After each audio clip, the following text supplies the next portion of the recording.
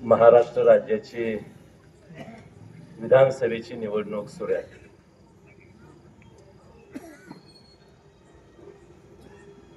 आणि या निवडणुकीमध्ये खानापूर विधानसभा मतदारसंघातून आटपाडी तालुक्याच्या वतीने एक उमेदवार आपण उभा केलेला आहे. त्या उमेदवाराची भूमिका, एकंदरीत आटपाडी तालुक्याची भूमिका आपल्या समोर मांडण्यासाठी याच ठिकाणी आजची ही सभा आयोजित केलेली आहे. या सभेसाठी उपस्थित असलेल्या या गावचे प्रथम नागरिक सरपंच सन्मान्य धोंडराम हिंगोले, या कार्यक्रमासाठी उपस्थित असलेले आमचे सहकारी सन्मान्य अरुण वाघमारजी, निलकर्जीवरून आलेले सन्मान्य चंदूभाऊ, व्यासपीठावर उपस्थित असलेले आपल्या सर्वांचे मार्गदर्शक आदरणीय आनंदराव बापू, ज्यांनी आता आपली भूमिका या ठिकाणी मांडली, ते आमचे सहकारी मित्र मनोज देवकरजी,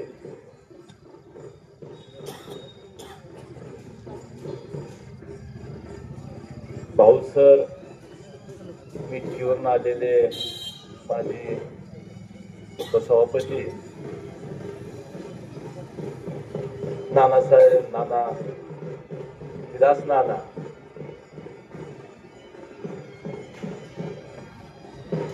मार्केट कमिटीचे माजी सभापती भाऊसाहेब गायकवाड,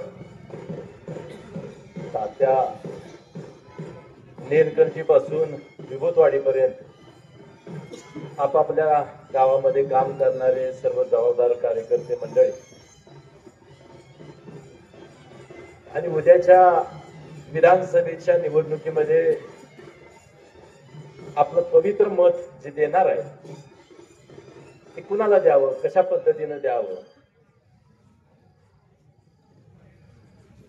ते देताना काय काळजी घ्यावी, कोणत्या उमेदवाराची काय भूमिका आहे, प्रत्येक उमेदवाराची भूमिका समजून घेण्यासाठी उपस्थित असलेले सर्व मतदार बंधू भगिनी,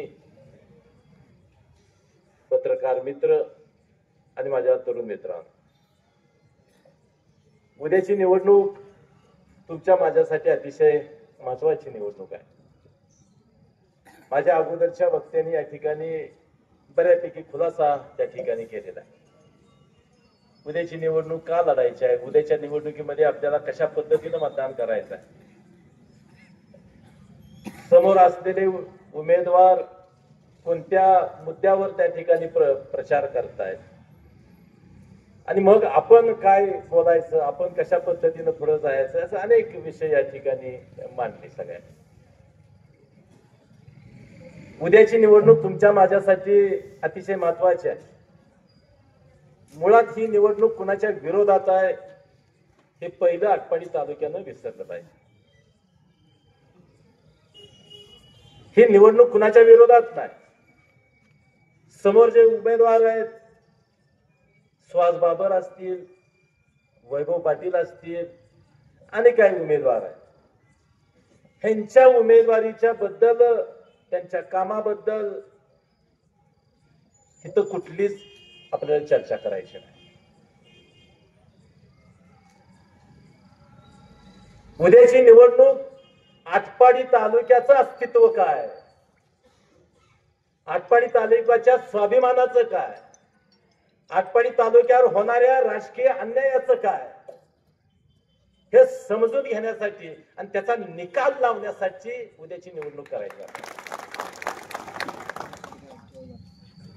प्रत्येक उमेदवार आपापली भूमिका मांडण्याचा प्रयत्न करतोय. सुहास बाबर म्हणतायत माझ्या वडिलांनी अमुक केलं, माझ्या वडिलांनी अमुक पद्धतीनं काम केलं, त्याच्याबद्दल आम्हाला काहीच बोलायचं नाही. त्यांच्याबद्दल आदर राखूनच आम्ही बोलणार आहे. कैलासवासी अनिल भाऊंच्या बद्दल आदर नाही अशातला भाग नाही, आदर आहे आमच्या मनामध्ये. त्यांचं योगदान या मतदारसंघातल्या कामाबद्दल आहे का? तर आहेच. ते चांगले होते म्हणूनच आम्ही त्यांना निवडून दिलं. लक्षात घ्या, ते चांगले होते म्हणून आम्ही त्यांना निवडून दिलं. आज आम्ही जर म्हणलो की अनिल भाऊ बरोबर नाही, तर मग आमची निवड चुकली असा त्याचा अर्थ होतो. तशातला भागच नाही. अनिल भाऊ चांगलेच होते, त्यांचं काम, त्यांचं योगदान हे मान्यच करावं लागतं. सदाभाऊंच्या बद्दल आमच्या मनामध्ये कुठली शंका नाही. त्यांनी जो कार्यकाळ केला ते अतिशय उत्तम केला. त्यांच्या पद्धतीने त्यांना जेवढं काम करता येईल तेवढं त्यांनी काम केलं. मुद्दा कुणी काय केलं, कुणी किती विकासाची काम केलं, ह्याचा या निवडणुकीमध्ये माझ्या पद्धतीनं किंवा मला असं दिसतं की त्याचा संबंधच नाही. आता आटपाडी तालुक्यापुरतं बोलायचं झालं. थोडासा टेंबूचा उल्लेख सातत्यानं होतोय आणि मग एक उमेदवार म्हणतोय की आम्ही टेंबूसाठी असं केलं आणि दुसरा उमेदवार असा म्हणतोय की तुम्ही काय केलं, अमुक केलं तमुक केलं. हे दोघांच्यात चालू आहे. त्याच्या बाबतीत मला फक्त एकच सांगायचं, ज्या गोष्टी घडल्या त्या मान्य करून आपल्याला पुढे जावं लागेल. टेंबू योजना आज पूर्णत्वात आलेले अगदी बापू काहीतरी 20-25-20% राहिलं असेल काम, ह्याच्यापेक्षा जास्त नाही. 15% राहिले ते पूर्ण होईल. बाबर गटांचा असा मुद्दा आहे की टेंबू योजना आम्ही आणली. दुसरे उमेदवार आहेत पाटील गटाचे, ते हे मान्य करायला तयार नाही. ते म्हणतात की टेंबू योजना अमुक तमुक, स्वप्न बघा वगैरे त्यांची वाक्य होती. त्याच्याबद्दल आता बोलायला अनिल भाऊंचं असं मत असेल, त्यांच्या कार्यकर्त्यांचं असं मत असेल की टेंबू योजना आमच्यामुळे झाली, ह्याला थोडासा छेद द्यायचा आहे मला. 1990 साली अनिल भाऊंना आमदार व्हायचं होतं. ते पहिल्यांदा तडक कुठं आले असतील, वाड्यात आले, बाबासाहेब देशमुखांच्या घरी आले. लक्षात घ्या, 90 साली. आणि त्यांनी आपली भूमिका स्पष्ट केली, कार्यकर्त्यांच्या समोर स्पष्ट केली की ह्यावेळी मला आमदार व्हायचं आहे. त्यांची ताकद नव्हती. आणि मग त्यावेळेला सगळी चर्चा झाली, तुम्ही आमदार होणार, आम्ही तुम्हाला आमदार करणार, काय करणार, कुठल्या मुद्द्यावर करणार, बाकीचे प्रश्न बाजूला ठेवले आणि शेतीच्या पाण्यावर तुम्ही काय करणार ही चर्चा त्या ठिकाणी 90 साली झाली. आणि त्या प्रकारे आटपाडी तालुक्यानं अतिशय प्रचंड प्रयत्न अनिल भाऊंच्यावर करून त्या ठिकाणी त्यांना आमदार केलं. ठरल्याप्रमाणे सर्वे झाले, त्यांनी ताकद वापरली आमदारकीची आणि टेंबू योजना शासनापुढे मांडली का तर मांडली, अनिल भाऊंनी मांडली का तर मांडली, मान्य करावं लागेल. लक्षात घ्यायचे, घडलंय ते घडलंय. अनिल भाऊंनी योजना मांडली, त्याच्यासाठी त्यांनी प्रयत्न केले. त्यावेळेचं सरकार होतं काँग्रेसचं सरकार. त्या सरकारने त्याला फार प्रतिसाद दिला नाही. लक्षात घ्या. आणि 5 वर्ष पूर्ण झाली आणि पुन्हा हा प्रश्न ऐरणीवर आला की आमच्या शेतीच्या पाण्याच्या योजनेचं नेमकं काय झालं. उत्तर नव्हतं. टेंबू योजना मांडली पण त्याला मंजुरी नव्हती, त्यामुळे त्याला फार काही अर्थ नव्हता. लक्षात घ्या. मग आटपाडी तालुक्यानं ठरवलं की आमचा प्रश्न तुम्ही सोडवला नाही, त्याच्यावर सही झाली का, त्याला मंजुरी मिळाली का नाही, ह्याचा अर्थ हा प्रश्न तुम्ही निकाली लावला नाही, सोडवला नाही. म्हणून आता आम्ही आमचा उमेदवार उभा करणार आणि आमच्या पाण्याचा प्रश्न आम्ही सोडवणार. म्हणून 95 ची निवडणूक झाली आणि राजेंद्र देशमुख आमदार झाले. आणि त्या 5 वर्षामध्ये युतीच्या काळामध्ये सुदैवानं, तुमच्या माझ्या सुदैवानं, इथल्या शेतकऱ्यांच्या सुदैवानं सांगली जिल्ह्यामध्ये 5 अपक्ष निवडून आले. 5 अपक्ष निवडून आले. आणि त्या सगळ्यांचा सामुदायिक एकच प्रश्न होता की प्रत्येकाच्या मतदारसंघातला शेतीचा प्रश्न सारखा होता. एकत्र आले आणि त्यांनी युती सरकारला सांगितलं की तुम्ही आमच्या या प्रश्नाला तुम्ही उत्तर देणार असाल, या प्रश्नाची सोडवणूक करणार असाल, शेतीच्या पाण्याचा प्रश्न सोडवणार असाल, त्या योजनांना मंजूर देणार असाल तरच आम्ही तुमच्या सोबत येऊ अशा प्रकारची भूमिका मांडली. त्याच सरकारनं मान्य केली आणि मग पाठिंबा दिला आणि मग त्या टेंबू योजनेवर सही झाली. ती टेंबू योजना मंजूर झाली. मला एवढंच सांगायचं आहे, आता आमच्या शिवारात पाणी आलं बरोबर आहे. तुम्ही म्हणत असाल की माझ्यामुळे आलं, पण आटपाडी तालुक्याचा आमदार झाला तेव्हा त्याच्यावर सही झाली बघायला हे मान्य करावं लागलं तुम्हाला. आमचा सहभाग कसा नसतोय त्याच्यामध्ये. तुमच्या हातात शिकार, तुम्ही आज आमदार म्हणून तुम्ही शिकारी म्हणत असाल, हे नाही चालणार. त्यामुळे टेंबू योजनेच्या बद्दल बोलायचं झालं तर त्याच्यामध्ये सगळ्यांचा सहभाग आहे. नागनाथ अण्णांनी चळवळ उभा केली. वाळव्या तालुक्यातलं नेतृत्व आटपाडी तालुक्यामध्ये आलं, प्रश्न समजून घेतला, त्यांना लक्षात आलं की इथं थोडासा आधार देण्याची गरज आहे आणि त्या ठिकाणी ही चळवळ उभा केली. त्या चळवळीचं सुद्धा यश आहे, त्याचा सुद्धा सहभाग आहे टेंबू योजनेमध्ये. टेंबू योजना करत असताना बापू असतील, तुम्ही सगळे कार्यकर्ते, तालुक्यातले कार्यकर्ते ह्या चळवळीमध्ये, त्या मोर्चामध्ये, त्या आंदोलनामध्ये या तालुक्यातला सामान्य सामान्य कार्यकर्ता, छोट्यातला छोटा शेतकरी, शेतमजूर सहभागी झाला. शेवटपर्यंत ते आंदोलन टिकवून ठेवलं. हे सुद्धा ह्याचा अर्थ असा आहे, तुमचा जेवढा सहभाग आहे तसा इथल्या माझ्या शेतमजुराचा सुद्धा तेवढाच टेंबू योजनेमध्ये सहभाग आहे. त्यामुळे असं तुम्ही म्हणायचं काय काम नाही की हे फक्त आम्हीच केलं. सगळ्यांचा हातभार लागला म्हणून हे आतापर्यंत आलंय आणि म्हणून त्याचं श्रेय सगळ्यांनी घ्यायचं. मुद्दा पुन्हा येत्या ठिकाणी ह्या विकासाच्या कामाबद्दल, तुम्ही केलेल्या कामाबद्दल आमची कुठलीही तक्रार नाही. मी पहिल्यांदाच सांगितलं, उद्याची निवडणूक कशासाठी आहे? आमच्या तालुक्यावर होणारा राजकीय अन्याय ह्याच्यावर तुम्ही कोण बोलणार आहे का? ह्याच्या संदर्भामध्ये आहे.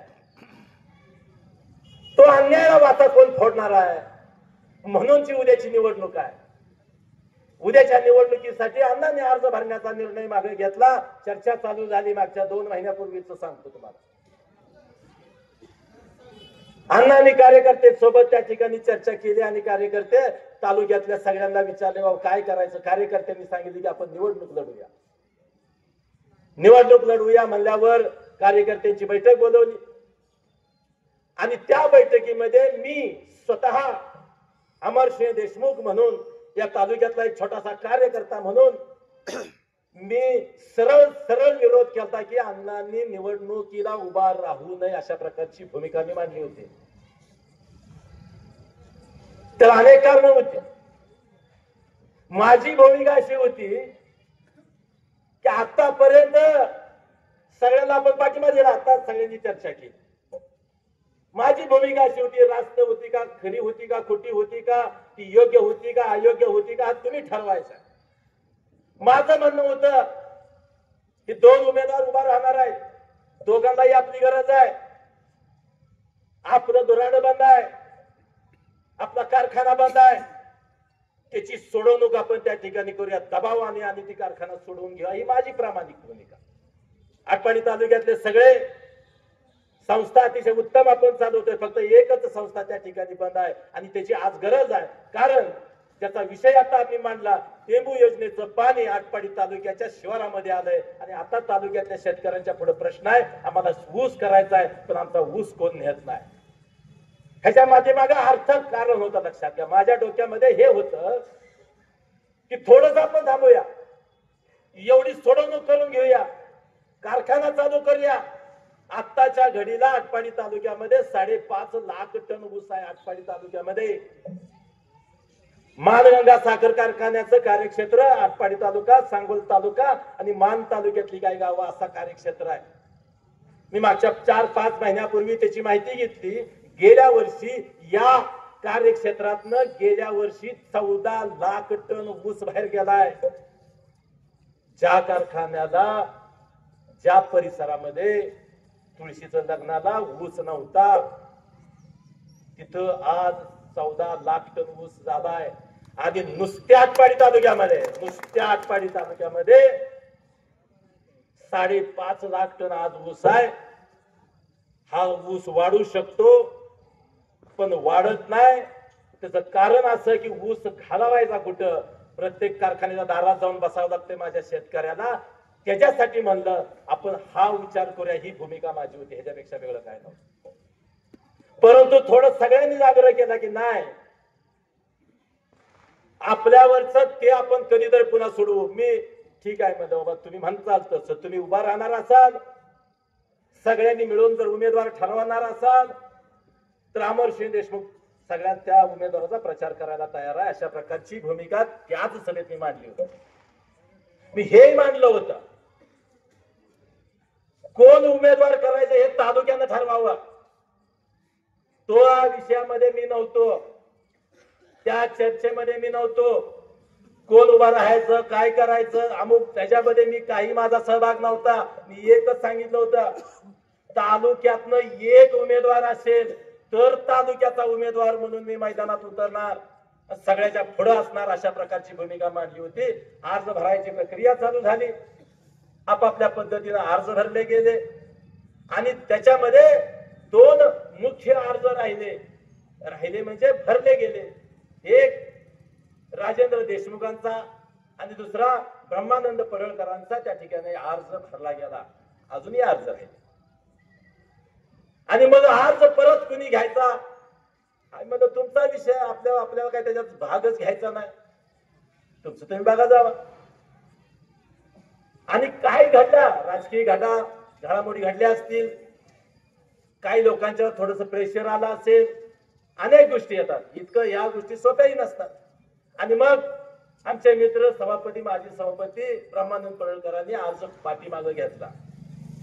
हे आम्ही फक्त ऐकत होतो. यांना अर्ज पाठीमागे घेतला, राहिला कुणाचा, राजेंद्र देशमुखांचा अर्ज राहिला. आणि मग राजेंद्र देशमुखांनी प्रत्येक गावामध्ये जाण्याचा निर्णय घेतला. माझा अर्ज राहिलाय, मी अमुक अर्ज ठेवलेला आहे, मला पाठिंबा द्या, अशा प्रकारची भूमिका मांडली आणि तालुक्यातनं उठाव होऊ लागला. लक्षात, जर तालुका एका बाजूला जाणार असेल तर मी दुसऱ्या बाजूला जायचा विषयच नाही. मी तालुक्यातलाच आहे, मी तालुक्याबरोबर राहणार आहे, तालुक्याच्या माणसांच्या बरोबर राहणार आहे, ह्याच्यामध्ये कुठलीही शंका घ्यायची काय गरज नाही. आणि आता राजेंद्र देशमुख आले, त्यांचा भाऊ म्हणून या व्यासपीठावर मी बोलत नाही, हे सगळ्यांनी समजून यावं. नाही बोला, राजेंद्र देशमुखांचा भाऊ म्हणून बोलत नाही. या तालुक्यातला कार्यकर्ता, तालुक्यावर होणारा राजकीय अन्याय, त्याच्या विरोधात बोलण्याची भूमिका आज मी घेतोय, ह्याच्यापेक्षा वेगळं काय नाही. आणि राजेंद्र देशमुखांचा अर्ज आला म्हणून नाही, जर दोघांचे अर्ज राहिले असते धरून चाला, राजेंद्र देशमुखांचा अर्ज राहिला असता, ब्रह्मानंद पडळकरांचा अर्ज राहिला असता, मी प्रचाराला कुणाच्या गेलो नसतो. आणि ते सांगितलं होतं, मी जाहीरपणे सांगितलं होतं, मी जाणार नाही कुणाच्या प्रचाराला. किंवा उलट झालं असतं, राजेंद्र देशमुखांनी अर्ज मागे घेतला असता, ब्रह्मादेव पडळकरांनी ठेवला असता, त्यांनी बोलवू ना बोलवू, अमर देशमुख तालुक्यासाठी गावोगावी येणार, हे सांगतो तुम्हाला. आता राजेंद्र देशमुख मला काहीच कळत नाही कोण आहे ते. आता मी आता नावच नाही, आता उमेदवाराची नावं घ्यायची म्हणून घेतली. मला माहित आहे माझा तालुका उभा, एवढंच मला माहिती आहे, मला बाकी काय माहित नाही.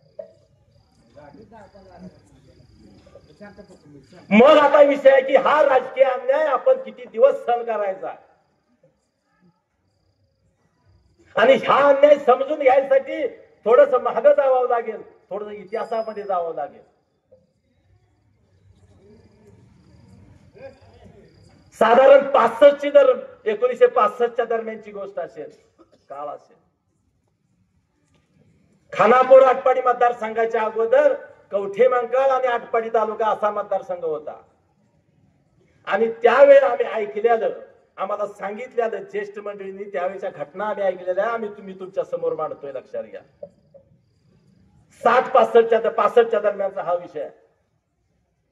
कवठे मंकाळ आणि आटपाडी मतदारसंघामध्ये निवडणूक त्यावेळेस लागली होती. त्यावेळी एकच पक्ष होता, काँग्रेस पक्ष. काँग्रेसने तिकीट दिलं की उमेदवार निवडून आला, अशा प्रकारचं त्या काळातलं चित्र होतं.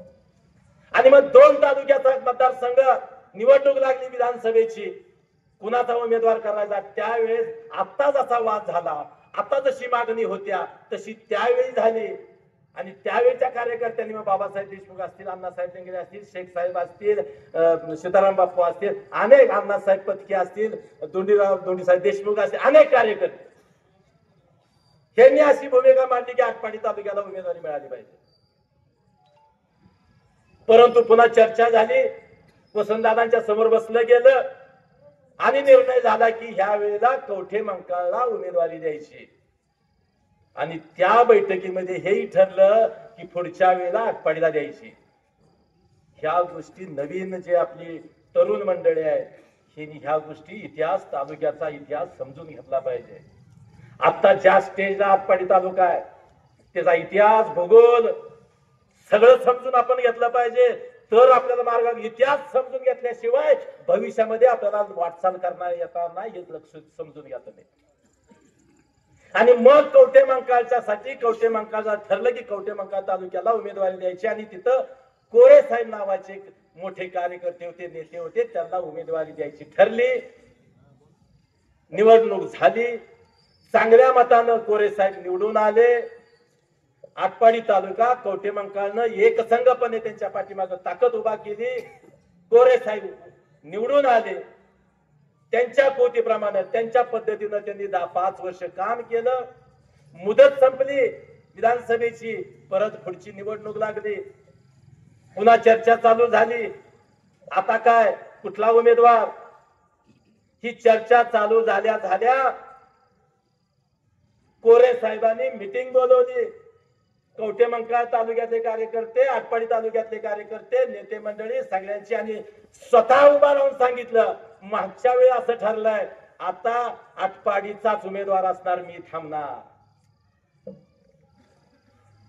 हा प्रामाणिकपणा, हे बोललेले शब्दाची भूमिका हे मानणारे कार्यकर्ते होते. आमचं म्हणणं असं आहे त्यावेळेस कोरे साहेबांनी जी भूमिका घेतली ती खानापूरच्या लोकांनी घ्यायला पाहिजे होती. असा हाच आमचा मुद्दा आहे, ह्याच्यापेक्षा वेगळं काय आमचं नाही. आणि मग नंतर आटपाडी तालुक्याला कुणाची उमेदवारी द्यायची? स्वाभाविकपणे आटपाडी तालुक्याचे सभापती होते बाबासाहेब देशमुख, उपसभापती होते अण्णासाहेब लेंगरे. अशीच बैठक बसली, कुणाला उमेदवारी द्यायची? सगळ्यांनी एक सर नाव घेतलं, बाबासाहेब देशमुखांनी उमेदवारी करावी. तालुक्याचं नेतृत्व ते करत होते. सगळ्याच ऐकून घेतल्यावर बाबासाहेब देशमुख उभा राहिले. आता तुमचं सगळ्यांचं ऐकलंय, आता मी सांगतो तर घडणार. या तालुक्यातलं काँग्रेसची उमेदवारी अण्णासाहेब लेंगरेंना असणार, अशा प्रकारची भूमिका त्यांनी घेतली. हा कट्टा होता, लक्षात घ्या. एक संघपणे होता आटपाडी तालुक्याचा, हे तुम्हाला मला सांगायचं आहे. अण्णासाहेब लेंगरे अतिशय झोपडीत राहणारा आमचा कार्यकर्ता नेता, त्या माणसाला, त्या नेतृत्वाला, त्या कार्यकर्त्याला आटपाडी तालुक्यानं, कवठे मंकाळ तालुक्यानं आमदार केलं. लक्षात घ्या, आमदार केला. आमचा प्रश्न की आता तुम्हाला का होत नाही असं? इकडं आता बोलत होतो कवठे मंकाळकड, आता इकडं बोट दाखवून बोलतोय. आता तुम्ही का असं म्हणत, असा माझा सवाल आहे. 75ला मतदारसंघ बदलला, कवठे मंकाळ संघ बदलला, बंद झाला. नवीन रचनेमध्ये आटपाडी आणि खानापूर मतदारसंघ चालू झाला. आणि मित्रांनो, खानापूर तालुक्याला उमेदवारी मिळाली. तेव्हापासून आज 75 ते 25 50 वर्ष झाली. 50 वर्ष ही मंडळी तुम्ही, आम्ही त्या ठिकाणी तुम्हाला आम्ही संधी देतो. त्यात फक्त 5 वर्ष ते सुद्धा बापूंनी सांगितलं त्या पद्धतीनं, या सगळ्या अरुण भाऊंनी सांगितलं त्या पद्धतीनं बंड करून आपण त्या ठिकाणी ते मिळवले. कुणी दिलं नाही, लक्षात घ्या. बंड केलं या तालुक्यानं. आणि मग आटपाडी तालुक्याचा आमदार झाला. आमचं म्हणणं हेच आहे, तुम्ही का आमच्यावर अन्याय करताय? आमच्या तालुक्यामध्ये त्या योग्यतेची माणसं नाही, आमच्या तालुक्यात त्या पद्धतीचा योग्यतेचा कार्यकर्ता नाही. आणि मग ज्या वेळेस आम्ही भूमिका मांडतो पक्षापुढं, आत्ताची भूमिका मांडली शिवसेना भाजप पुढं, ह्या वेळेला मग पडळकर असतील, आम्ही असो, आम्ही म्हणलं आम्हाला उमेदवारी पाहिजे आटपाडी तालुक्याची. तर युतीच्या मंडळींनी सांगितलं हे ते उमेदवार आहेत, ते आता स्टँडिंग आमदार आहेत, आम्हाला त्यांनाच उमेदवारी द्यावी लागल. याचा अर्थ असा होतो, ही मंडळी म्हणतात की आमची वहिवाट आहे. तसं आता पक्ष सुद्धा म्हणायला लागलेत की त्यांची वहिवाट आहे, तुम्ही आता बोलायचं नाही. राष्ट्रवादी काँग्रेसमध्ये अण्णांनी प्रवेश केला, तिथं तिकीट मिळते का बघूया म्हणले, तिथं चर्चा झाली. जयंत पाटील साहेब होते, पवार साहेब होते, राष्ट्रवादीची तालुक्यातली सगळी नेते मंडळी होती, मतदारसंघातली सगळी नेते मंडळी होती. ह्यांनी सुद्धा सांगितलं आटपाडी तालुक्याला तुम्ही उमेदवारी दिली पाहिजे. सगळी चर्चा झाली. तो पण पक्ष म्हणला वहिवाट त्यांची. आता वहिवाट सांगा लागलेत, लक्षात घ्या, वहिवाट सांगा लागले. माझं म्हणणं आहे रेकॉर्ड प्रमाणे चालू आहे, वहिवाट प्रमाणे चालायचं नाही. रेकॉर्ड काय सांगतात? आटपाडी तालुक्याचं मतदान किती आहे? 1,36,000. खानापूरचं मतदान किती आहे? 1,63,000. विसापूरचं किती आहे? 46,000. आमची वाटणी आम्हाला देणार नाही का तुम्ही? आमची वाटणी देणार नाही का तुम्ही आम्हाला? माझ्या तालुक्यात हक्क तुम्ही देणार नाही का? हा प्रश्न आहे. ह्याच्यापेक्षा वेगळं काय? भांडारी एवढा आहे, ह्याच्यापेक्षा कुणाला वाईट बोलायची भूमिका इथं नाही. आम्हाला कुणाला वाईट म्हणायचं नाही. आमच्या हक्काचा आम्हाला द्या म्हणतोय. मी म्हणतोय आता तुमची वकिली मी घेतल्या, आटपाडी तालुक्याची वकिली मी घेतल्या, सगळीकडे जाऊन ही मांडतोय. भाऊ आता ही न्याय पक्षापुढे गेलो, पक्षानं सांगितलं वहिवाट आहे, वहिवाट प्रमाणे चाला. मी म्हणतो वहिवाटी प्रमाणे नाही, रेकॉर्ड प्रमाणे चालूया. म्हणून जनतेच्या न्यायालयात ही केस दाखल केली. सगळी कागदपत्र ओके दिलेत. उतारा 7/12 8 फेरफार रेकॉर्ड प्रमाणे जायचं झालं तर निकाल माझ्याच तालुक्याच्या बाजून लागला पाहिजे असं माझं मत आहे वकील म्हणून. पण वहिवाट म्हणून जर म्हणायचं झालं तर मग तुम्ही आमच्यावर अन्याय होतो असं माझं मत आहे. गेली 50 वर्ष तुम्ही आमच्यावर राजकीय अन्याय केला. त्या मुद्द्यावर आजची निवडणूक आहे. टेंबू कुणी केलं, रस्ता कुणी केलं, ह्याच्यावर ही निवडणूकच नाही असं माझं मत आहे. तुम्ही येऊन इथं काही सांगूच नका. 2 उमेदवार आहेत. प्रत्येक जण सांगतोय की माझ्या वडिलांना असं केलं, माझ्या वडिलांनी केलं, त्यांच्याबद्दल आदरच आहे आम्हाला. माझं असं म्हणणं आहे तुम्ही जर तुमच्या वडिलाबद्दल जर मत सांगून जर काम सांगून जर मत मागत असाल, आटपाडी तालुक्यातल्या उमेदवारानं त्याच्या वडिलाचं नाव घेऊन जर मत मागितलं, तुम्हाला इथं मत मागता येणार नाही आटपाडी तालुक्यामध्ये. आता आपण ठरवायचं आहे. मी वकील म्हणून माझी भूमिका सगळीकडे मांडतोय. या न्यायालयामध्ये मांडल्या तुमची भूमिका आटपाडी तालुक्याची. वहिवाटी प्रमाणे नाही, रेकॉर्ड प्रमाणे माझं मिळालं पाहिजे अशा प्रकारची भूमिका मी मांडतोय. मी चोख भूमिका मांडली. 20 तारखेला तुमचा जबाब आहे, तुमची साक्ष आहे सगळ्यांची. 20 तारखेला तुमची साक्ष आहे. वकिलाचं ऐकून घेतलंय, आता साक्ष तुमची आहे, आता जबाब तुमचा आहे. 20 तारखेला मी सांगितल्याप्रमाणे जर जबाब नाही दिला, उत्तर निकाल उलटा जाणार आहे, लक्षात घ्या. आणि 20 तारखेला या वकिलानं सांगितलंय तसा जर जबाब तुम्ही दिला, निकाल आपलाच आहे. तुम्ही डोक्यात काय आहे. त्यामुळे उद्याची निवडणूक अजिबात कुठल्या गोष्टीवर नाही. आमच्या हक्काचा आम्ही मागतोय, आम्हाला जे पाहिजे ते मागतोय. आमच्यावर राजकीय अन्याय तुम्ही करताय, त्याच्या विरोधात ही लढाई आहे. आणि मला खात्री आहे उद्याच्या निवडणुकीमध्ये निश्चितपणे तुम्ही ह्या गोष्टी कराल अशा प्रकारची अपेक्षा आहे. मित्रांनो, माझं म्हणणं आहे शांतपणे विचार करा. अजून टाइम आहे. आज शनिवार आहे, रविवार, सोमवार, मंगळवार, कधी बुधवार आहे, बुधवार. कोणतरी या तालुक्यातला एक कार्यकर्ता आला आणि म्हणला असा असा आहे, मी आत्ता मांडलेले मुद्दे चुकीचे असतील, उद्या मला फोन करा. वकिली म्हणून तू चुकलायस, ह्या मुद्द्यावर तू चुकलायस, मला फोन करा.